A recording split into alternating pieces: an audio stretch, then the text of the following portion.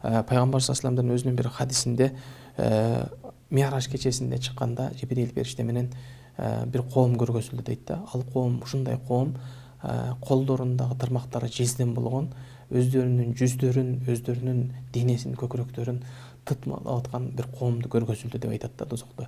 Анан ошондо "Ман хаула я Жибрил", бул кимдер деп Жибрилден сураганымда, булар ошол ушакчылар.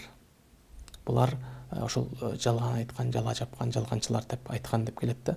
Мына ошондуктан мусулман адам эң биринчи бул дүйнөдөн дагы акыреттин абалын эске алып, Кудайдан коркуп отурган сезим өзүнө ошол сыфатты ойготуу менен эле экинчиден бул соц тармактагы айтылып аткан нерселердин чеги жок.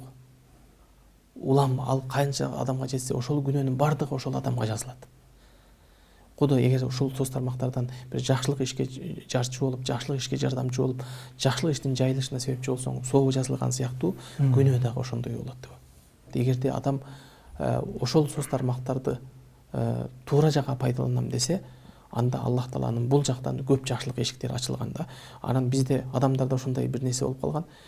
Бир адамдын эгерде айыбын көрсө, шарият ал адамдын айыбын соц тармакка чыгып же интернетке чыгып эмес, жалгыз өзүнө келип, өзүнө эч ким жок жерде өзүнө осуят кылып, өзүнө насаат кыл деп буйруйт да. Адамдардын көзүнчө дагы эмес.